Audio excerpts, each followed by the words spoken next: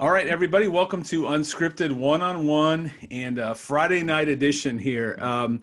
I'm super excited. I think I say this every time I start a podcast, and people are probably tired of hearing it, but every time I'm a little bit more excited. So tonight is special for me. Let me go ahead and let my guest introduce himself, and then I'm going to brag on him a little bit. So go ahead and introduce yourself. Tell us about you, your family, what you do, and we'll go from there. My name is Adam Lucas. I work at the University of North Carolina in the athletic department. Do some writing for the school's website. I co-host the Carolina Insider podcast along with Jones Angel. Go to a whole lot of Tar Heel games and all sorts of sports, which is a lot of fun. Have lived in North Carolina my whole life. Married, have 4 kids. They go to a lot of Tar Heel games, which is also a lot of fun. And this is what I always wanted to do. Well, what I really wanted to do was I wanted to play point guard for the Tar Heels. Didn't we all? Then go on to the NBA. But unfortunately, an extreme lack of talent cut that short. And so I had to find other ways to watch the Heels. Well, and they didn't, for some reason, they didn't want intramural champions from Mount Vernon either. I don't know. I mean, for some reason, I never got that call, but no, man, I'm super excited. And so I think you probably know this, but if not, I live in Columbus, Ohio. I've got a friend. I'm going to go ahead and give him a shout out because he wanted to dial in today. He wanted to come in and stand behind me and wave because he's such a huge fan of yours as well. But Jeremy Rose and I are 2 diehard Carolina fans that live here in Columbus. And honestly, you are the lifeblood for us as a writer. Win, lose, it doesn't matter. You're right. Your rapid reactions, one, and then the next day follow up. You just have an incredible gift to be able to write. And that's so, like I said, I'm gonna brag on you a little bit. You just have an incredible gift to write. And for those of us that are in Columbus, Ohio, in Buckeye territory, by the way, let's just get out of this way. When you guys come up to Cleveland, can you just come away with a win, please? Because I've already coined this as the revenge tour. Last year was hard enough. When I heard OHIO in the Dean Center, man, that's not okay with me. So let's get up here. Let's get a win in Cleveland. Let's just calm this nonsense down. All right, back to my praise of you. I want you to know this. There's I have actually where this post will appear is on a blog that actually I just kind of converted over the years. It went on ice for many years. But originally I was a writer and I wrote when blogs were a thing. And I mean this genuinely. There's 2 people that inspired me, Max Lucado and you. When I read your writing, I wasn't always the best student.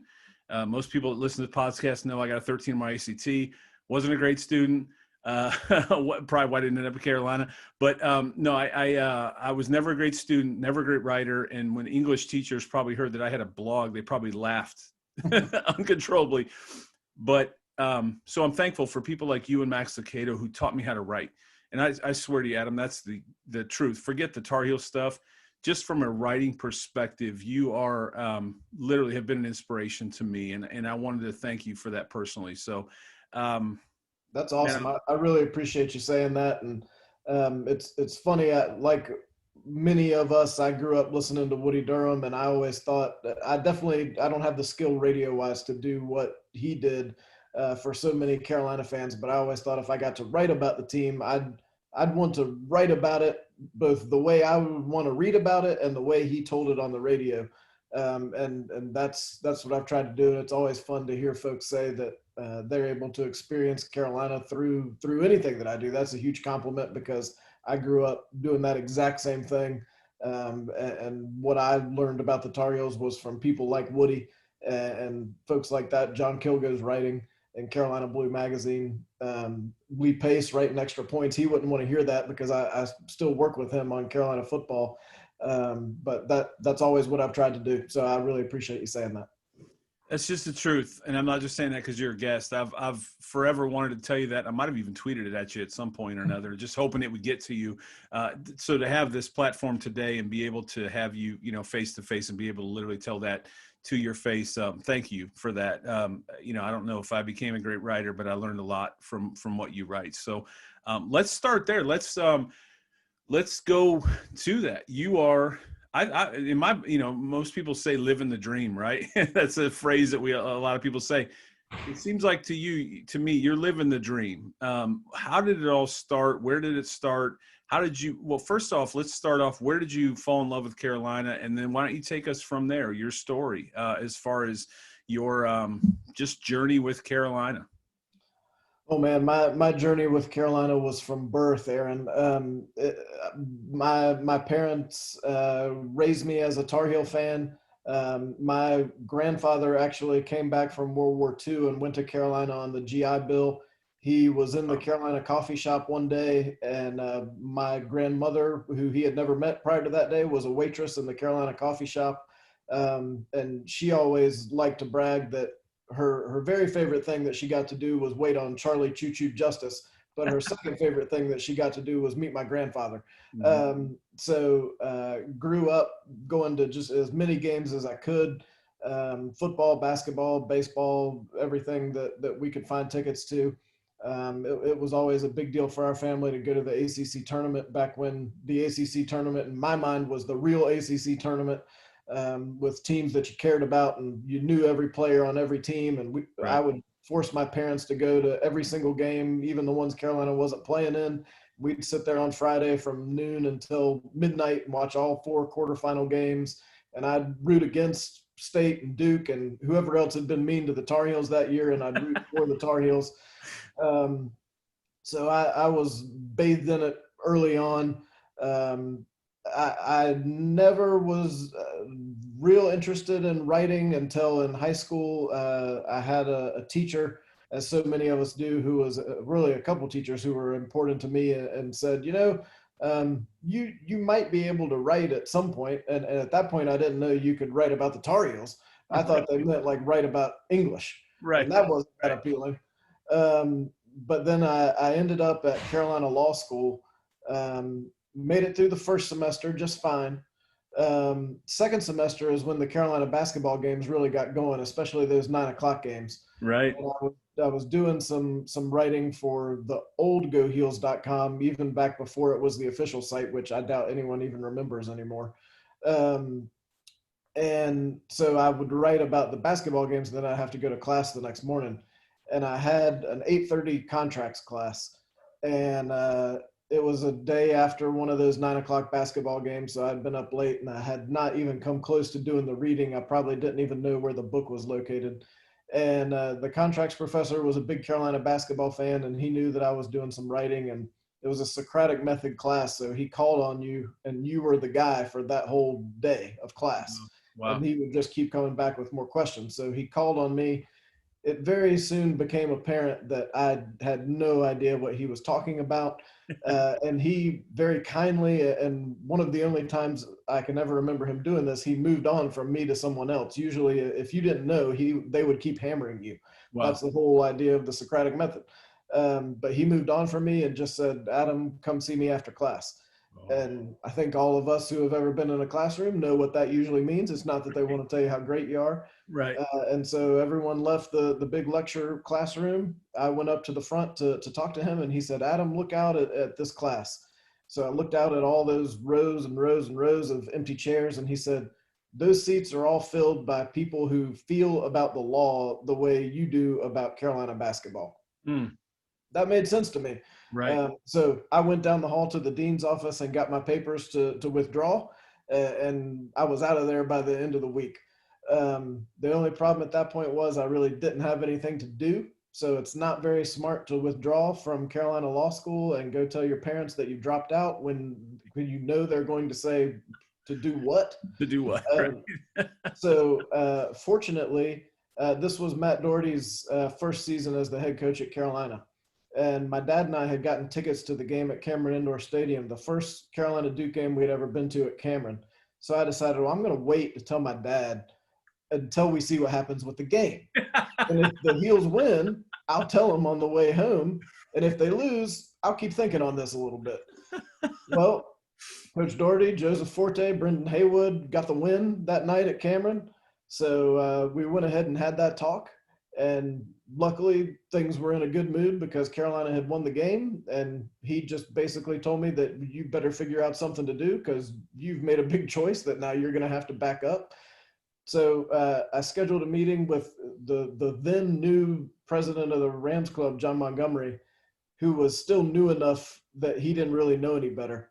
And I took in the magazine that NC State had and the magazine that Duke had. And I said, look, these are your peers and they have magazines and you don't have one. Wow. And he said, well, that's probably true. He said, do you know how to do a magazine? And if you've ever dropped out of law school and have absolutely no job prospects whatsoever, if someone asks you if you know how to do anything, including a magazine, you say yes. Right. So I did. And he said, good, well, let's do the first one in about 2 months. So that gave me a whole month to learn how to do a magazine before I actually had to do one. And we've been doing it ever since. Wow. Wow. What a story. And now is your son still a ball boy? He is too old thanks to NCAA rules. Oh, come on. So he has to go sit in the stands back when people could sit in the stands. Right. And he's very bitter about it and makes sure we know that he would much rather be down on the court than sitting with us normal folks. And I don't know, you can believe everything you read on the internet. I think I read that you have 4 kids, right? That's right. And I know your son was I always just, again, from Columbus, Ohio, watching all that take place, I'm like, that's so cool. I mean, my son got to be the ball boy because I was friends with the strength coach at Ohio State until he moved on to Arkansas. But so he got some access a few times, and what a time, especially because the Cavaliers play a exhibition game here in Columbus. So Cincinnati and Cleveland fans, everybody can kind of get to see the team. And back when LeBron was still here, he got to be the ball boy once, and that was really cool. The funniest part is actually, so my strength coach friend is also, in 2009, we were on our way to OBX, and every year we went to OBX, we would go by way of Chapel Hill because I'm kind of a fan, in case you've noticed. So we would spend, it's an 8-hour drive from Columbus, and then like 3 to OBX, 3 or 4, right? So we would stay the night in Chapel Hill, go to Franklin Street, go to Sutton's, go to Giant T-shirt and buy some gear, just enjoy the experience. And one year we went down, it was 2009, right after the championship. He connected us with Jonas, which was just so kind of him. And Jonas took us on a world tour, and we got to be in Roy's office. Roy wasn't around. I looked at my son. I said, next time we're here, it's going to be for a recruiting visit. That didn't quite develop, but anyway, I want to set the bar, right? So, but no, it just an incredible experience. There's something, we love Chapel Hill, and that was a really cool time for us. But and then so get to meet Jonas, get to see the facility. There was actually a graduation ceremony going on, so they had tarp on the floor, and we couldn't really kiss center court, but no, just a great experience. And so I can imagine, having your son be a ball boy, it's got to be really, really cool. I've appreciated watching that on Twitter from far away. So that's very cool. He got to do what I always wanted to do growing up, but didn't even know it was an option. And actually our oldest daughter is now doing what I really thought I might want to do once I realized I wasn't good enough. She's in her first year as a varsity manager. She was a JV manager last year. She's a varsity manager this year. So we get periodic texts and calls with her telling us about the latest gear she's gotten.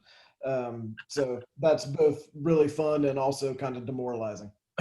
Right. It's a whole different world, isn't it? I mean, it's a completely different world. And my middle daughter, who has committed somewhere else here actually she committed in Indiana, but she was, her grades and how hard she's worked has actually put her in a position to where she possibly could have gone to Carolina as an out-of-state student.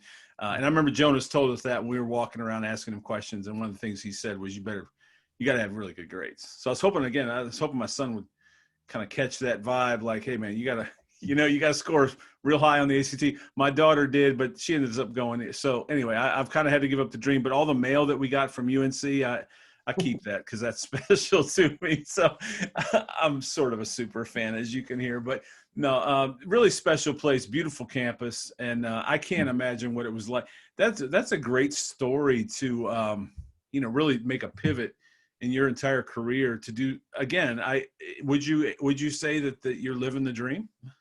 Oh, absolutely. Yeah. Although I didn't even know enough to know that this was something you could dream about. The dream was play for the Tar Heels and then be the head coach of the Tar Heels. Right. I didn't know this was even a thing you could do, but if you had asked, 12-year-old Adam, what do you want to be doing in 2020? He would have definitely said something to do. I want to be going to all the Tar Heel games. Right. And at that point, I probably even would have said, I want to go to all the home Tar Heel games, because my dad had told me, you never get tickets to the road games. That'll Right. never happen. Right. It's just too hard. So to be able to not only go to the Smith Center 12 or 15 times a year, but also be able to go to all these places Carolina goes, like coming up your way to Cleveland, they're close to Columbus here in a couple weeks, it just makes it even better. Yeah. Well, I hope it happens, right? I mean, I think a lot of us are kind of put a pin in it, and for some reason, I just feel really like that's won't happen, but I hope it does. I hope their whole season happens, but we're already seeing crazy stuff happen. So, but certainly welcome Carolina into the great state of Ohio. Especially, I'm from Cleveland originally, so I would love nothing more than to head up to Cleveland and see my Tar Heels. But so let me ask you. So you said you mentioned Matt Doherty. What was your first team that you really remember? So I would assume you remember Dean. Were you a child during that time? And Oh yeah. I mean, is that so? You remember Dean? I went to Coach Smith's retirement press conference. Wow.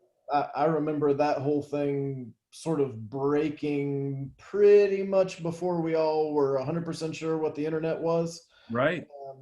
And that was so long ago that this will tell you, like, you got the news the afternoon and evening before the retirement press conference actually happened. And today that would all have to happen the same day. Immediately. So I was there. He was the only coach I ever knew. My whole family thought he was the greatest thing ever, and we talked about him as though he were a member of our family. And then to get to work around the athletic department some while he was still around was just amazing. And I still remember and frequently tell the story of how he had absolutely no reason to know who I was, but I would see him in the parking lot of the Smith Center occasionally, and of course had to talk to him for stories sometimes. And it had been maybe 8 to 10 months since the last time I'd seen him. And I'm walking across the parking lot, and he calls out to me and specifically asked about my kids at that time by name. Wow. And for him to remember that, like, it was my firsthand example of this thing that everyone talks about the incredible memory and the recall of the names, which is something that I'm not great at. Right. And to have him do it to me was really impressive to me, because at that time, I was a very, very young father. I had a hard time remembering my kid's name myself. So to have him do it was really impressive. That's great. It really, really is. And anyone that's heard this podcast before has heard me tell my story with it was, I was a very late bloomer in terms of playing basketball. I didn't know what basketball was. I think I picked up a basketball for the first time my junior year. I didn't know what to do. And so my mom said, watch TV. That was my coaching, was watch TV. Well, at that time, CBS was about the only thing on. We didn't have cable. And so the one team that was on was this Carolina Blue team. This was probably a year after Michael. So we're talking like 1987, 88-ish. And the kid that I loved was J.R. Reed, the flat top, the whole deal. And this guy on the sideline, I told Sherelle McMillan this as well. There was this guy on the sideline named Dean. And again, I'm not real bright. So I thought it was because he was a dean at the school. I'm like, wow, man, this, again, I didn't understand college. I didn't understand positions. I literally had zero clue what I was talking about. So I think this guy is the dean of North Carolina, and he also is coaching basketball. That gives you an idea where I was at. But I fell in love with that team, and especially J.R. Reed. I've always said there's two reasons why I'm a fan: J.R. Reed and Dean Smith.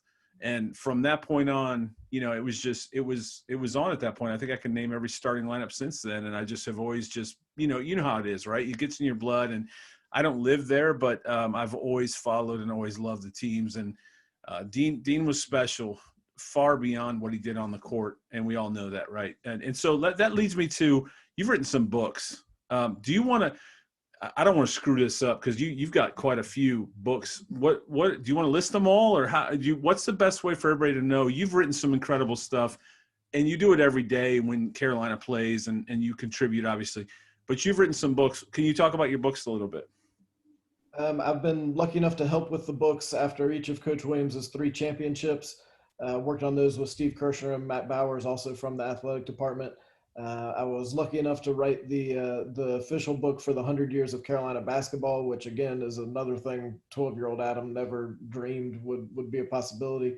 The book thing kind of got started because I wrote a book about Coach Williams' first season here at Carolina called Going Home Again. Yeah. And then a couple cool books I got to do. I got to do a book with Wes Miller back when he was just player Wes Miller. Yeah. And we just sort of talked through his last season at Carolina, and then produced a book on that. Now, of course, he's head coach Wes Miller very successfully of UNC Greensboro.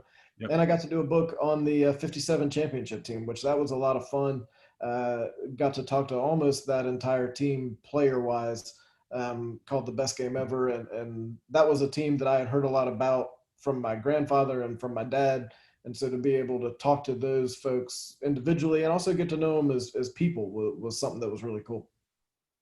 And those can all be found where, and again, when I do my blog posts, I'm going to have this video, I'm going to have the podcast, and I'm going to have any links. Let's just get that out of the way now. What links should I share? The Amazon, is that the best place to get your books, or where? Amazon's good, or if folks want to sign one, I think it's jadamlucas.com/books. I've got some of those that I send out, especially around this time, around Christmas time, and always happy to do that. And again, I'm going to say this guy's the best author, with all due respect, as I say guy, because you're on here, but literally my guest is one of the best authors I've ever read. And anybody that follows Carolina knows we literally cling to your next day recap because you are so close to the team and you make us feel like we're all so close to the team. You know what I mean? I just can't say it enough. What a fantastic gift you have. You are in that sweet spot where I believe God made you to do this. There's no question in my mind. And I know I've got some local Tar Heel fans here in Columbus that feel the same way. You're our lifeblood. You're what we look to say, what happened last night? Why did we lose? Or explain the Austin Rivers game or whatever it might be. Right. So, all right, let's talk. I didn't realize this. I tweeted this a few minutes ago, tagged you on it. I didn't realize today's Stuart Scott Day, whatever that means in social media. I imagine you knew Stuart. Can you talk about Stuart for a minute? Just since it's Stuart Scott Day, can we honor Stuart a minute?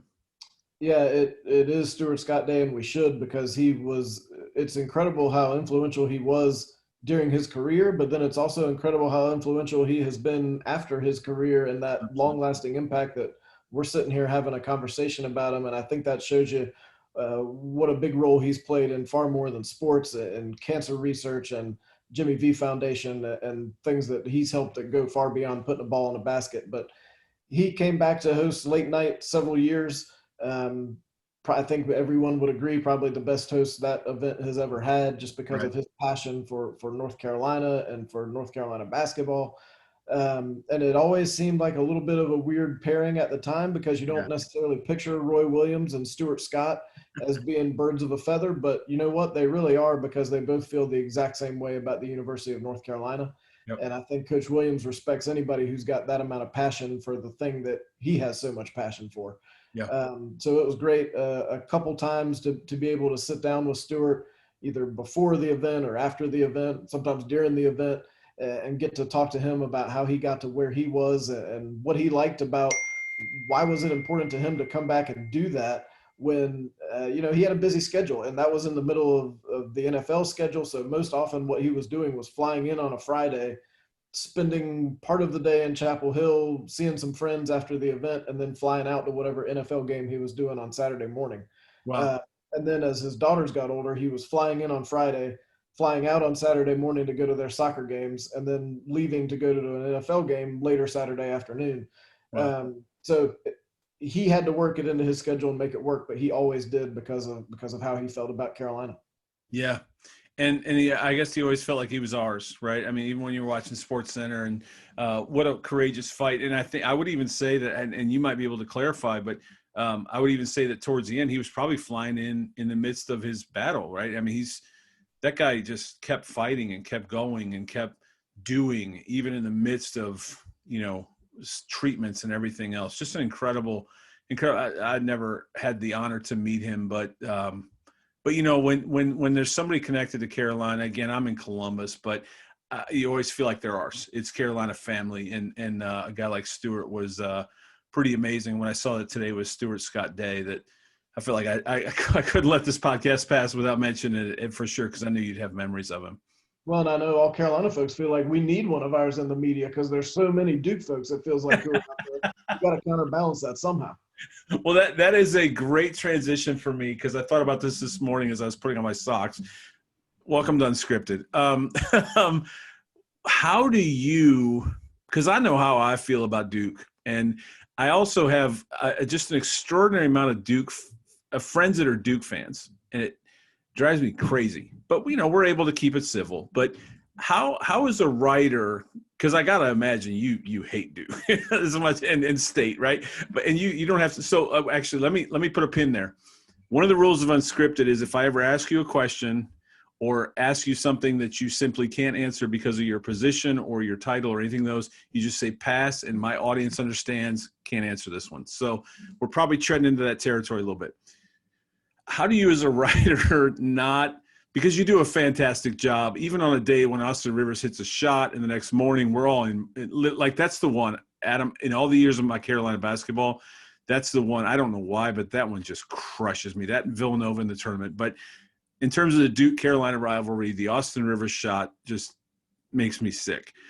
And so how the next morning do you get up, open your laptop, or that night, I assume you write late at night, whatever it is, how do you sit down and how can you separate your fandom from, you know what I mean? Like, you know where I'm going with this question.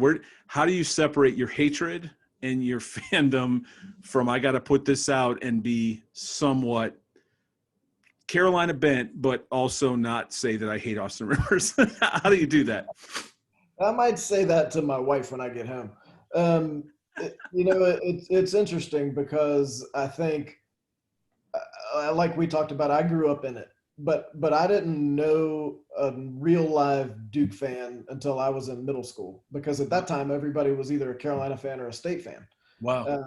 Especially around here, you didn't know Duke fans because they lived somewhere else in the New York, New Jersey area, but they didn't grow up here. You didn't adopt Duke. You adopted Carolina, or you adopted NC State, or quite honestly, you adopted Wake Forest. I knew more Wake Forest fans. So I didn't even know Duke fans existed. So that was a little bit of a surprise to me. It was like discovering a new country. Yeah.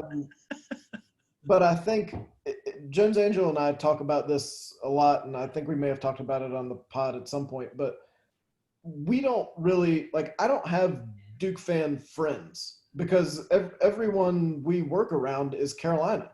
Wow. And so I think we feel a little bit differently about it because we don't have to go into the office and see Duke people the next day like I used to have to do in school. Like I vividly remember after one ACC tournament, it was 87 when State beat Carolina. I went to school the next day and persuaded all the State fans that they had actually reviewed the end of the game and decided that State had not won. That's and awesome. That Carolina had actually won the game because there was an uncalled foul and the Tar Heels were going to be awarded the game. Now, I don't know if that says more about me or more about them that they actually believe that. It's like an absolute load of baloney to me right now. I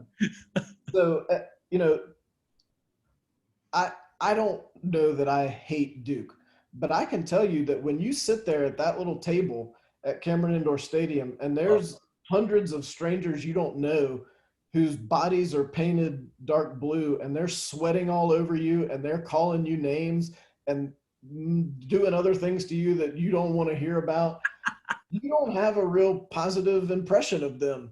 And you want to beat them. Right. And you want the Tar Heels to beat them. If it was up to me to beat them, the Tar Heels would really be in trouble because I definitely couldn't.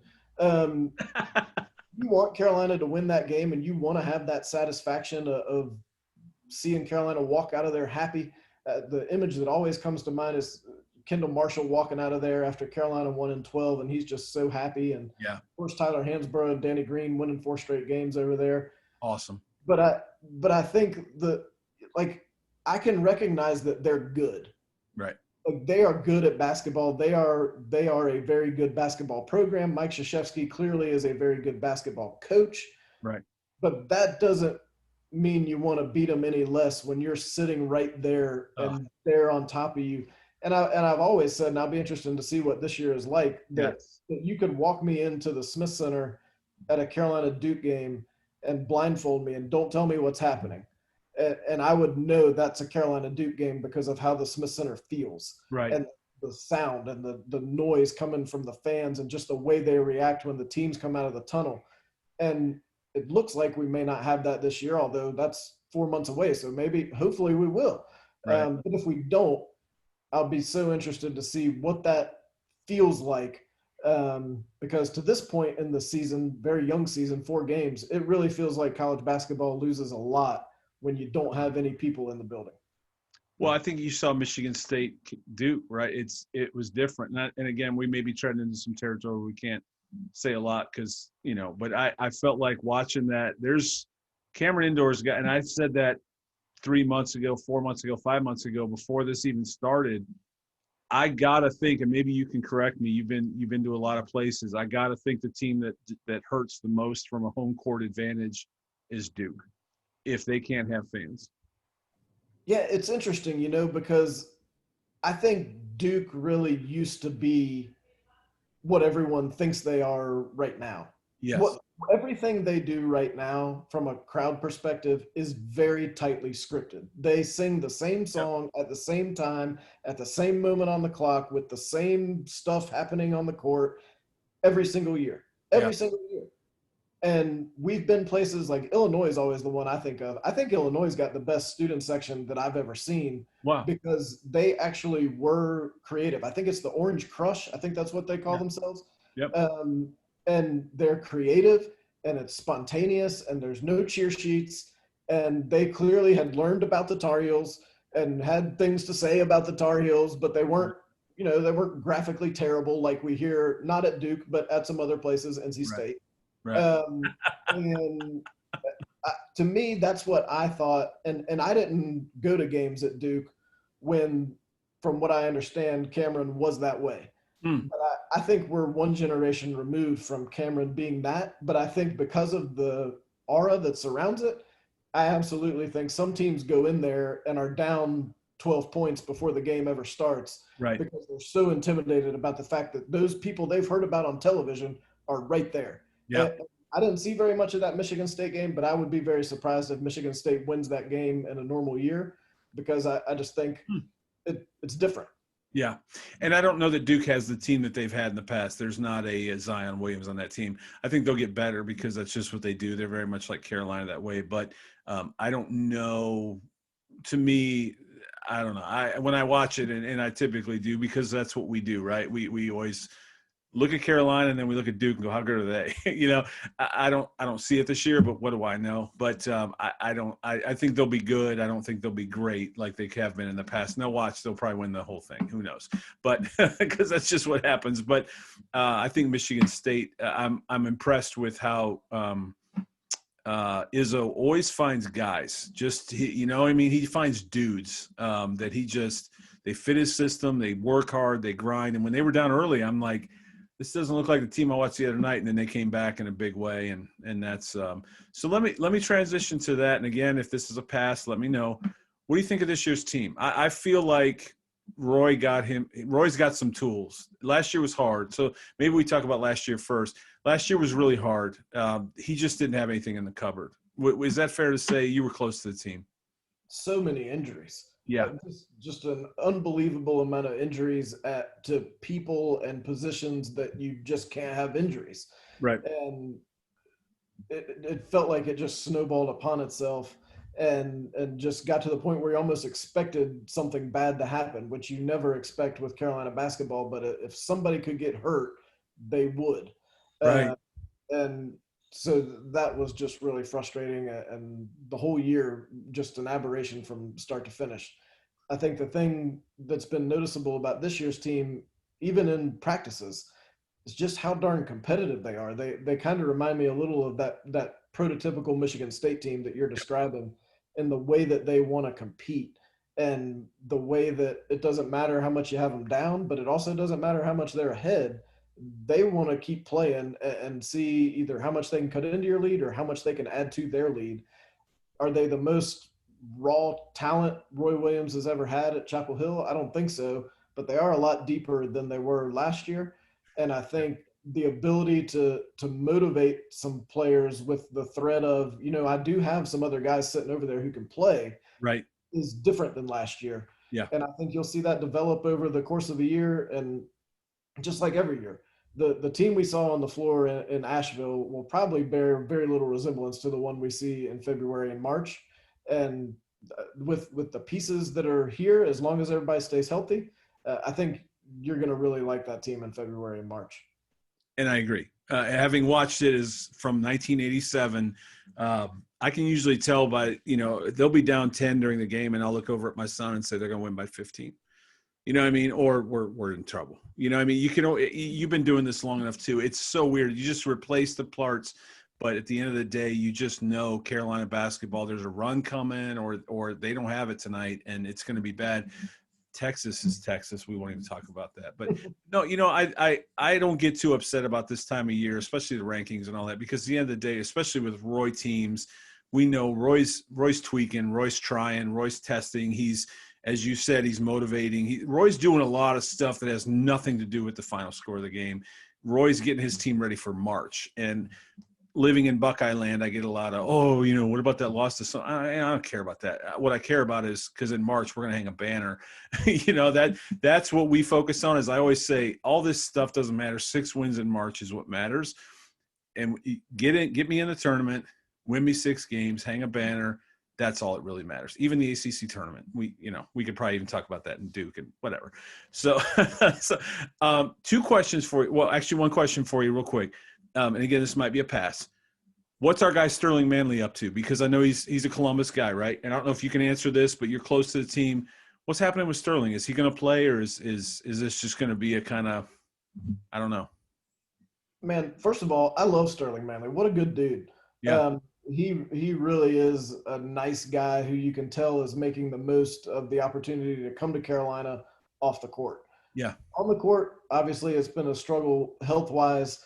He's trying to get back healthy. I think he feels like he feels better than he did last year at this point in time, but that doesn't mean we're going to see him on the court Tuesday at Iowa. He's further away than that, but I think he still hopes and plans to be able to play basketball because that's what he loves to do, and it's just a matter of getting him healthy and getting those knees functioning to the point where he can not just the trick is, that I'm sure most people know, you're not just trying to play in one game. He could probably play in one game. Yeah. You're trying to play in one game and then the next morning feel like you could play in another one. Yeah. And that's been the challenge with him. And he's got more of a unique situation than somebody like Anthony Harris, who's coming back from a torn ACL. Well, really, he's now torn an ACL in both knees. Right. But that's an injury that you know how to fix and you know what the rehab is. And Sterling's is a little more complicated, a little more unique. And so he's still working, still see him in the weight room with Jonas every single day, see him at practice every day. Of course, you see him on the bench at the games every single game. His teammates love him, and everybody would love to see him get back out there.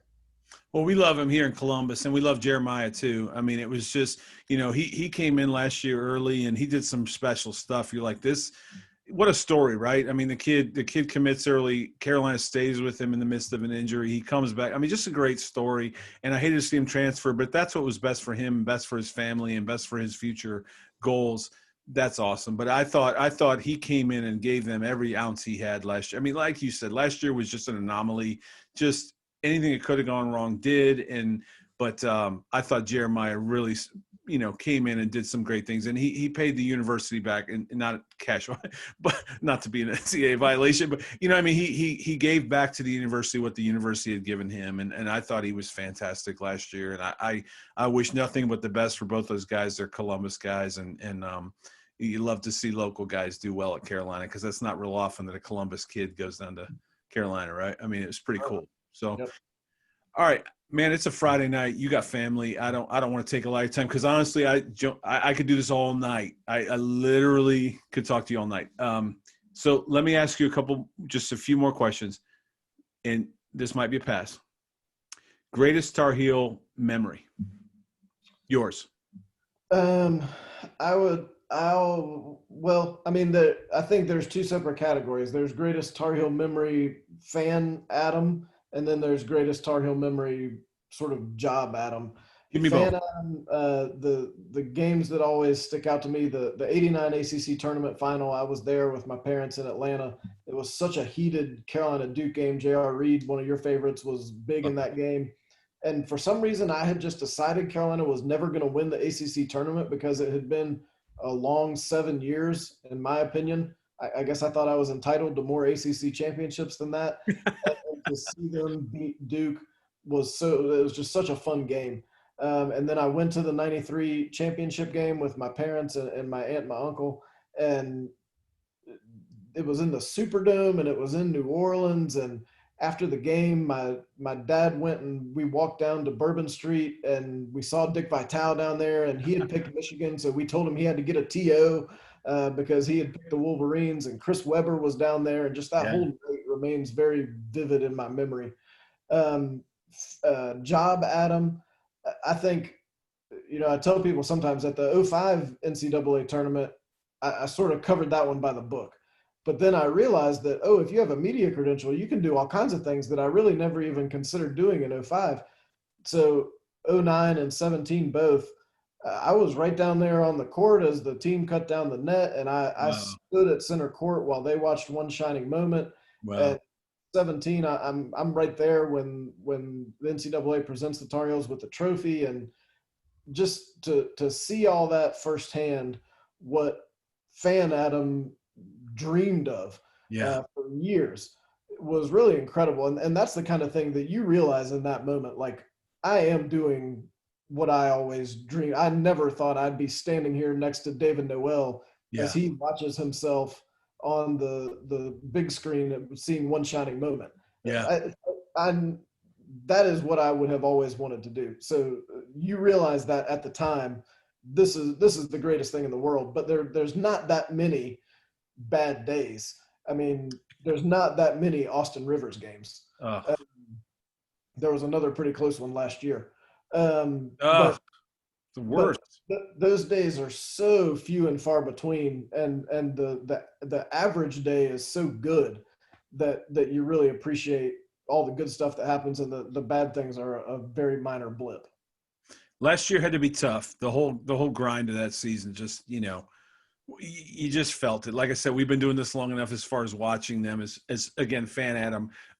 We've been doing it long enough. You just knew, you just felt it. And you're like, you hope, right? I mean, I'm from Cleveland, so you hope for the best, plan for the worst is our motto in terms of sports. But, it's funny. My son has, all my kids are Carolina fans. They didn't have a choice.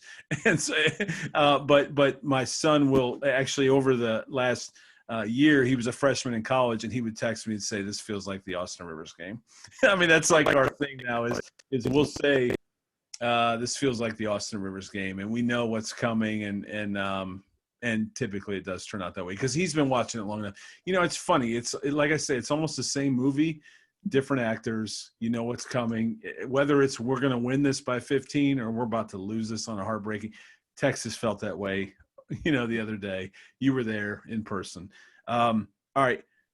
Favorite player, whether it's covering them now or from all your years. This is a tough one, and you can probably give me 5, but favorite play, like for me, again, it comes down to J.R. Reed, Tyler Hansbrough, hands down, no question. How about you? Favorite player?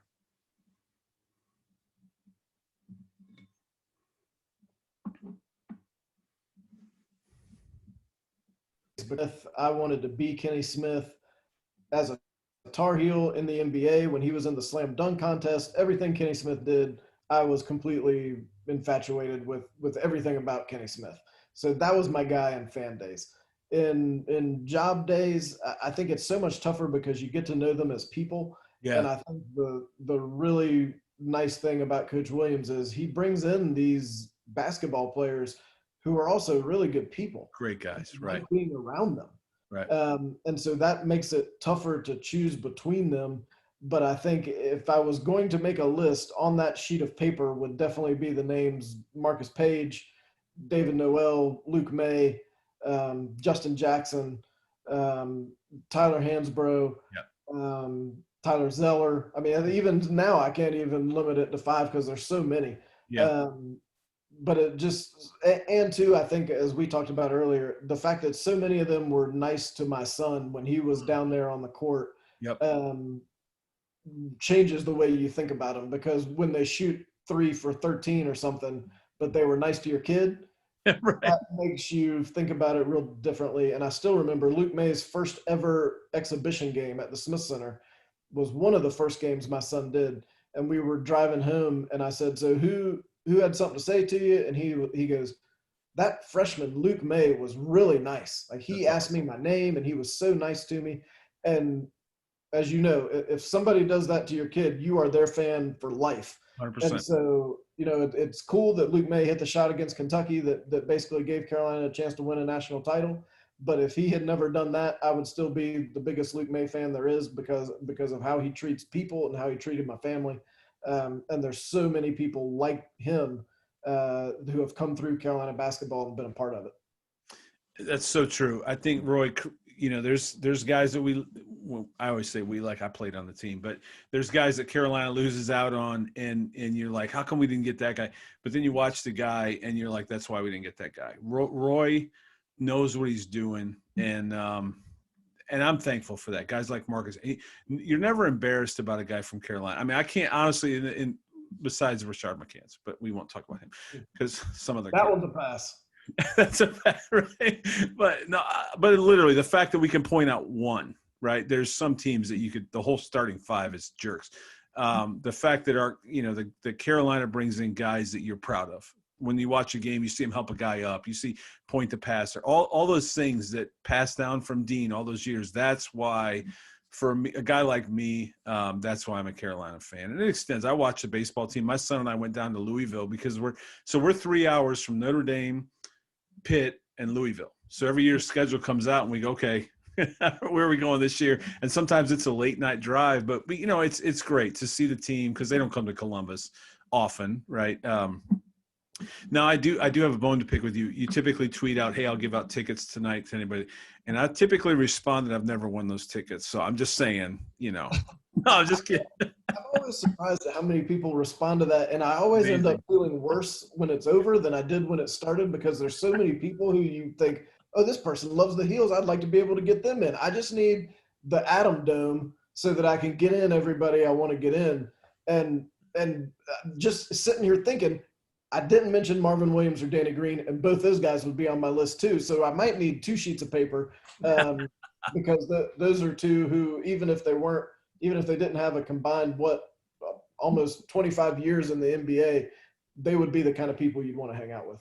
Absolutely. And I literally, we could go year after year after year. I mean, literally, we literally could, except for the Larry Drew Ware Twins team. And we won't talk about that because that was bad. That team had some good dudes on it too. And I tell you, Strickland was a great guy. That Larry Drew wasn't as bad as Tar Heel fans think he was. But I know there's a lot of passionate feelings on that one for sure. I'll say this. I have a picture actually over there. It used to be on this bookshelf over here. I have a picture of, so the same year we came down and we saw Jonas. He took us around. Larry Drew showed up with Eddie Murphy's daughter because he was dating Eddie Murphy's daughter, apparently. Whatever. Anyway, he was on campus and he took a picture with my son. And as you just said, one of the hardest things for me was he was very nice to my son. And yet I absolutely hate that he bailed on the team in the middle of the night, but whatever. Anyway, great memories. All that Open good the door stuff. to Kendall Marshall, who threw some of the greatest passes I've ever seen as a Carolina fan. How can you not love Kendall Marshall? Now, I will say that I emailed you and Kendall Marshall at the same, within probably a half hour each other. Kendall hasn't replied. So if you see him, tell him to check his email and reply to my email. But no, a question for, all right. And I know I'm dragging you on. I'm so sorry, but this is so good. I literally love I could talk all night. If Kendall Marshall doesn't break his wrist, do we win the championship that year? Again, like I'm on the team. Oh yeah. Yeah. I think it's Carolina, Kentucky in an epic final. Huge. I think Carolina finds a way to win. That team was so good. On the video podcast a couple weeks ago, we had clips of just Kendall Marshall throwing hit-ahead passes. So good. And, I mean, it was like a drug. Like, I just sat there and watched all 2 minutes of nothing but him throwing the ball ahead to John Henson and Tyler Zeller. And nobody that I've seen, and the generation before me would talk about Phil Ford. Nobody I've seen pass the ball like Kendall Marshall. And that team just had so many weapons, and they were so good. And I think they find a way and definitely beat Kansas. And I just, oh yeah, that's one of the It all-time hurts. hurtful seasons or moments of Carolina basketball when Kendall went down against Creighton, and you knew it was Yep. bad right away, Yep. and what the implications were for that team. That was the one guy, right? Like that's the, not that you could lose Barnes or Henson or anybody else, but the one guy that was, you can't lose Kendall. And so I coached, younger kids, third, fourth, fifth, sixth grade, and then girls. And honestly, the one thing I would always tell them is the thing that Kendall Marshall did, as soon, whether it was a rebound, he went and got the ball, or whether it was an inbound, the first thing he did was look down court and look up, look up, look up. Like, he was so good. And you got Tyler Zeller streaking down the court, which I saw Walker Kessler do the other day. Yep. Hand up, running down the court. I got a tear in my eye because I'm like, this guy's made for Carolina. Like, Roy knows what he's doing when it comes to recruiting and finding the right guys. Anyway, we could talk all night about that stuff. But all right, you mentioned podcasts. Let me get that out before we get off of here, because I do want to let you get back to your family on a Friday night. What's your podcast? Where can people find you? Because my podcast isn't that great. What's your? It's the Carolina Insider. I mean, your podcast just needs better guests, Aaron. I mean, you're talking to me. So what we do is we get people who are way better than us. Jones Angel and I co-host it. We had Ed Davis on today, I guess. Today's Friday. And so many folks have been nice enough to come on there and talk about the Heels, and that's what people like about it. But you can get it at all your regular podcast places, Apple Podcasts, Spotify, whatever, Stitcher, all those places people listen to podcasts. The Carolina Insider's on there. And it's been really cool because we've gotten to meet folks like you who don't live locally but are able to connect with the Tar Heels through the pod. And it never fails. Everywhere we go, no matter where Carolina is playing a road game, we run into somebody who listens to the podcast and loves the Heels. And you just don't expect to find that in, say, Spokane, Washington, where we went last year. But we're all over. Carolina fans are all over, and it's awesome to be able to connect with them. They travel well. It's just unfortunate that I don't know a guy that inside Carolina that could get me some better guests. More play. No, I'm just kidding, man. I could not be more. You can ask my family. I can go get them if you want. We got a minute, but no, you can ask my family. I was really excited tonight. I was excited when you responded. I don't know, 20, 30 minutes after my email, you responded. And honestly, I may have done one of those little dances around the house and been just so excited. And they're like, what are you so excited about? And I told them, and my son understood because he also reads your stuff. So thank you. And I said that before we even started recording. Thank you. This meant a lot to me. I go back to what I said when we first started, Adam. Again, forget the Carolina stuff. You inspired me as a writer, and for a guy that wasn't that bright and wasn't, an English major, I really, really followed what you said because it was so good, and I knew it connected with me. And so I knew if I wrote in a way like that, it would connect with an audience. And apparently it did for a while till I put the blog on ice. But so again, you and Max Lucado are two guys that I just have to say thank you, because you literally gave me a roadmap to writing. So for anybody listening, check out the podcast, check out the books. You've got books on Amazon, great books. And actually, Jeremy Rose, not to do the throwback again, but my friend who wanted to come in and wave or come into the podcast, he said he's got the 100 Years book that you have, and he and his son look at it often. And his son, now we have a text string. It's myself, his son, and him. And during games, we text about what's happening in the game. So he's passed on the Tar Heel fandom to his son, and they were both excited about me having you on because of your book. So please find the books on Amazon. Please find the podcast. And for anybody watching this as a Carolina fan, I don't need to say anything else. They all know how great you are. So a lot there, but thank you, Adam. This meant the world to me that you would come on my little bitty podcast. I feel like I should go get my family and let you talk to them and tell them how great I am, because I can tell you they don't think I'm all that great. And they're kind of tired of me, in all honesty, 95% of the time. So I really appreciate you saying that. And like I said, it's awesome to be able to connect with Carolina fans this way and to be able to be a very small part of the way folks experience Carolina sports is exactly what I always wanted to do. And it's a lot of fun and looking forward to hopefully doing it for a long time to come. Well, just make sure when you come up to Ohio, you take care of business, okay? Because I will personally make 10 3-point shots. Do it. Because as long as I don't hear OHIO again in a Carolina game, I'm good. And again, I just lost half my audience that's in Columbus, but I don't care. I don't want to hear OHIO again in the Smith Center. That was blasphemy, in my opinion. So, no, this is a revenge tour. I feel good about this team, even if they lose to that college that's here in town. We're going to be fine in March. We are like I play, but they're going to be fine in March. I know Roy's going to take care of business. He's got a lot of tools. And the other thing that I want to mention really quick is I think they're going to be around a while. I don't think we're going to have a lot of guys exit stage left unless who knows with COVID, but I think this team's going to stay together a while, and Roy's got something special. And I think he's going to hang another banner should they all stay around, and he just keeps adding pieces. I hope you're right. I would love to see it. Well, me too. And we'll follow you and on Twitter at J Adam Lucas, right? Yes, sir. Okay.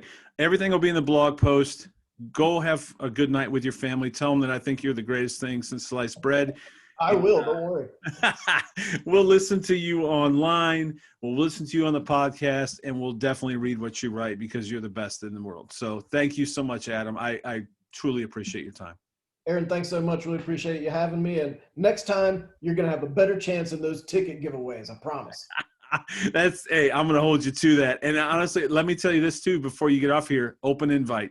You ever want to come back, talk to guys in Columbus or on this podcast, you have an open invitation forever. You're always welcome here because, I'm a fan. So I appreciate you, man. Merry Christmas to you and your family. Go Heels. Thank you, Aaron. All right, brother. Talk soon. Bye-bye.